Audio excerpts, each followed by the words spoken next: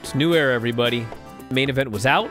Retro, Raw, and SmackDown is out. My WWE network expires in 3 hours. What are you doing here? Yeah. Go watch something cool. What do they have that is sequential? You know the answer was? Nothing.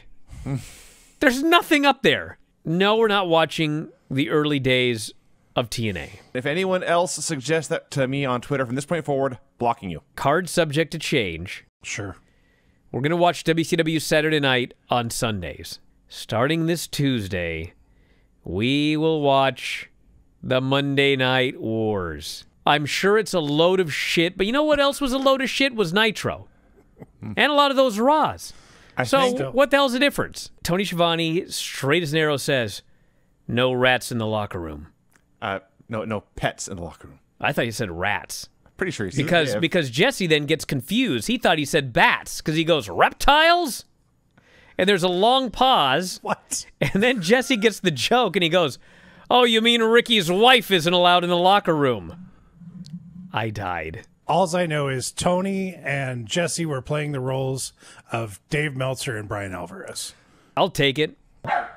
Oh, boy. Bridget's home. There she is. Well, let me see the dog first. Okay. Come here, dog. Oh, man, that's a cute dog. Oh, hey, that's an expensive mic. She sees my wife. She's very excited. Oh, you fucking dog, get out of here. I can only imagine what Granny has in the will for me. Guilt. You'll never guess. You'll never guess. I'll never guess. Oh, it's like a surprise. Let's read the will on the air, everybody. Yeah, surprise guilt's the best kind of guilt. Wow. Read the will on the air. I can only imagine. Is that what you want us to do, Granny? How's no one done that before? If you have an untimely passing, you want us to read your will here on the air? Sure. Really? Joke contest for today's show. Craig picks the winner. That's right. What, so we're doing jokes and then Craig picks the winner? You followed. Congratulations. You understood. What does the WWE writing staff's attention span and Bryan have in common? It's short. Ah, they are both short. That is correct. I refuse to dignify that joke with a response. What did the elephant ask the naked man? Craig already snickered. I think it's one winning. How do you breathe out of that thing? I see. Do you think nudists get their panties in a bunch? I don't know. No, Craig. They don't. Wear panties. Brian, so what do you get when you cross an elephant and a rhino? Elefino. Yeah, you've heard that one too. Craig, these are your people. I picture Craig like he's got the big book of bad jokes. Yes. It's like 900 pages. He just reads it before bed. He's supposed to be reading the Bible, but he's reading the joke book. Craig, I am a why big- don't big you stupid have dummy. win your own contest and I'll send you $10. What? Wait, what? Why don't I get $10 for panties then? What's his It name? was Tim Kale. I've already closed the window. Tim Kale. Kale? Tim Kale? Okay. Yes, Granny, Tim Kale. Tim Kale. M-A-T-T, Matt, C-A-I-L, Kale. Wait a minute. Let's go back. What was the first name? I thought you said Tim. Matt. Oh, what fun Matt. the show is. Matt, M-A-T-T, Matt, C-A-I-L, Kale. Okay. How in the world? How'd you say Great. Tim? If you're on Yahoo and you send it to your own Yahoo, it will appear in your Yahoo. Moxley versus Omega.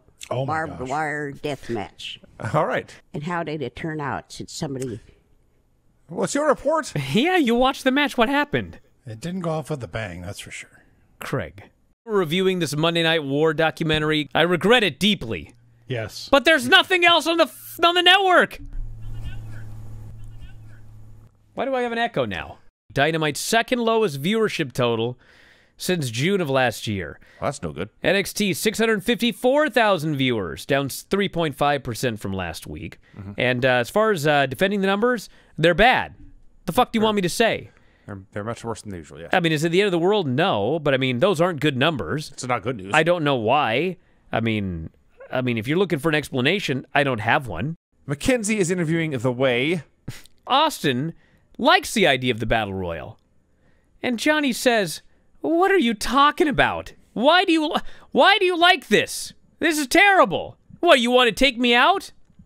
And Austin says, well, I figured we'd win, and then we do the finger poke of doom. Yes. I don't think Austin Theory was born when the finger poke of doom occurred. Io Shirai walked up to Raquel face to face, said, "Let's fight," and got her ass beat. This was the third time. I may have lost count. The third time that they had a brawl that Io started and she got her ass kicked. 3 fucking times. Someone in NXT clearly watched the Sunday night Bryan Vinny Show. They have a dog now. There's a strutting puppy dog arriving at the Performance Center. Both of them are working rings around Indy. Indy is a little lost lamb. I mean, she has no idea what's going on. You're not out until your feet touch the ground. And he says, "I shall do a kip up." And he kips up onto his feet. So he's out. Yeah. I hit pause. Got to my feet. Oh, no. Stretched my fingers. Didn't do like outside or anything, but I went to the kitchen, got a nice glass of water, a few deep breaths, and I came back to finish the show.